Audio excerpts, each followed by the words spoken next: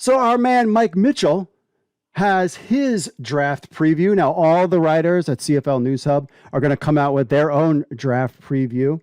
So Mike, of course, the Toronto Argonauts reporter for CFL News Hub, he's got breaking down his draft preview, and it's extensive. So there are Argonauts.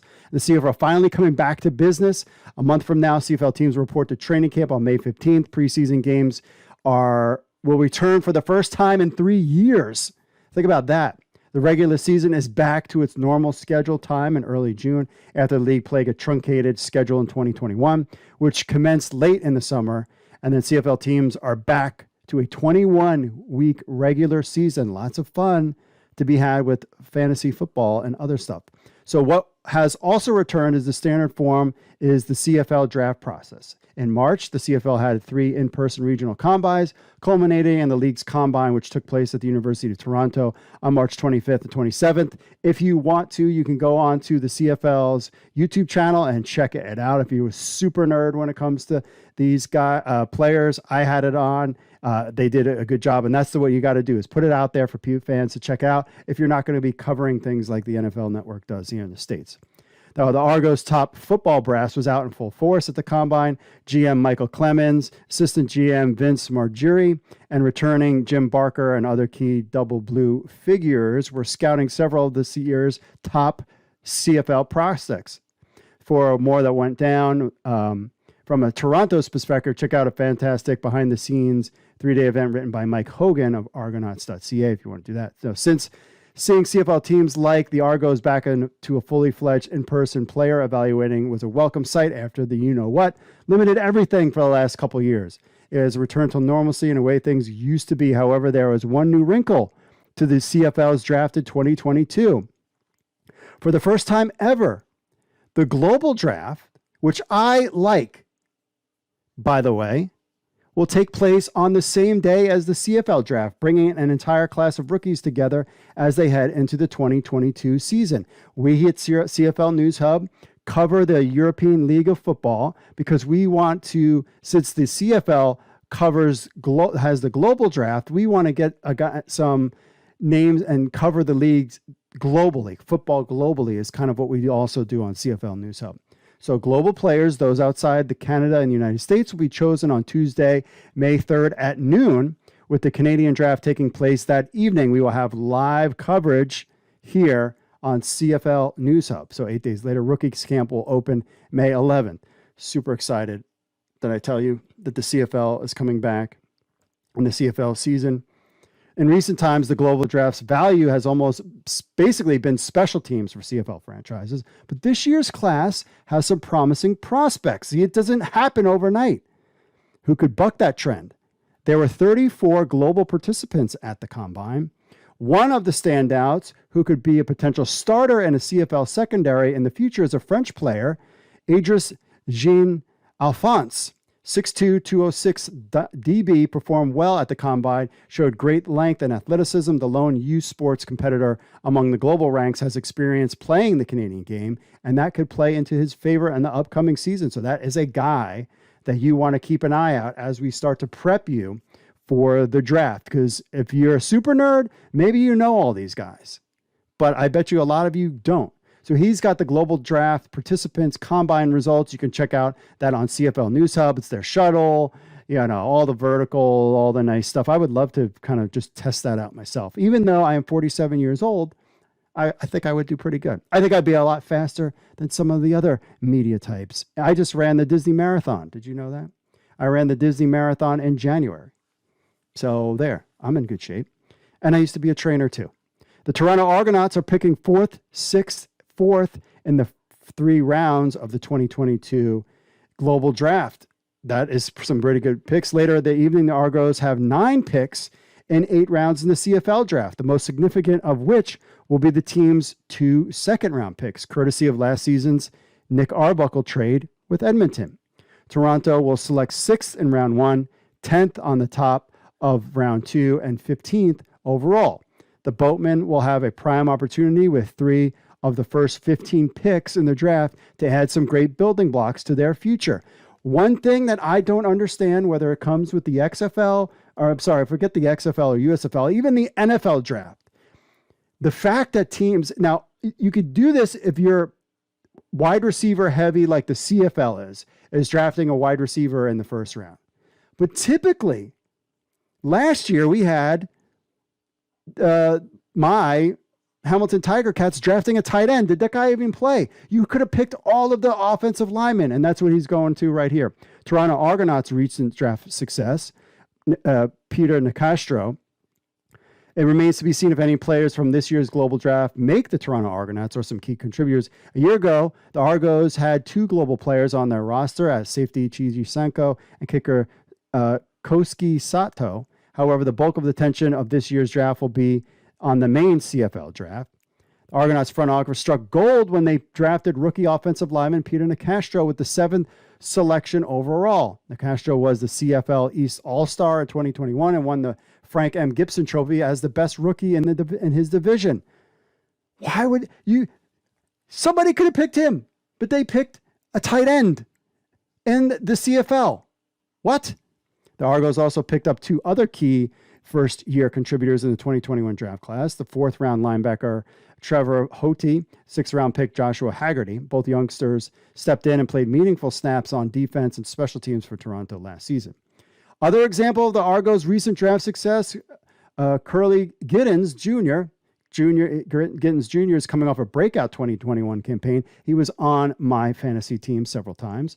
For the Boatmen, the former 3rd-round pick of the Argos in 2019 is another recent example of the stellar work done by Vince McGeary and the scouting department in identifying national talent.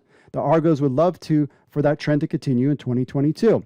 In the CFL, unlike leagues like the NFL, teams rarely reap immediate dividends from their rookie class. Often, CFL franchises are playing the long game with players who may or may not pan out long term. Teams will typically take flyers and utilize draft capital on players who may never step foot on a CFL field. For example, in 2021, the Argos selected national DB Benjamin St. Jeste after he was already drafted in the 3rd round of the NFL draft by Washington. Jeste has all the tools to have a long pro career in the United States, but if, for whatever reason, things don't pan out for him south of the border, the Argos will be waiting. The waiting game for the start of the CFL season is much shorter than last year, and the draft only a month away. Let's look at a few players that the Argos could be targeting on May 3rd. First up, quarterback, positions to target. He's got quarterback, running back, offensive tackle, defensive tackle, linebacker, and DB. Everybody's talking about Trey Ford. We actually even have an interview on CFL News Hub with Trey Ford. This guy has been, and this is what makes this draft exciting, is that people are talking about him maybe being in the NFL, getting picked in the NFL draft, or even after the NFL draft as a free agent. Who's going to take Trey Ford in the CFL draft? An exciting young player and a quarterback, homegrown. Yeah, take him early. Somebody will. Because the Argos have 2 picks in the top 2 rounds and no clear position of need hanging into 2022, Toronto can afford to exercise a best player available strategy. The Boatmen have tremendous Canadian depth at all of their rosters, but with some age at key spots, Toronto could be looking for some long-term answers. Drafting a pivot with the future in mind could be a play for the Argos on May 3rd. So Trey Ford of Waterloo. We've heard all about Trey Ford. All eyes are on the Waterloo quarterback, the dynamic dual threat signal caller for the Warriors, Heck Crichton Trophy winner, and U Sports MVP, is one of the most exciting national QB prospects in recent years.